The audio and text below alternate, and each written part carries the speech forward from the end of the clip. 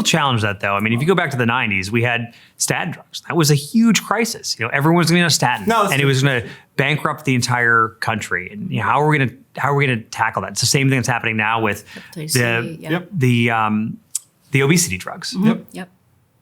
No, it's true. It's maybe not novel. It's there are some jaw-dropping drugs out there though now that I think we haven't figured out what the like burden on state Medicaids are going to be.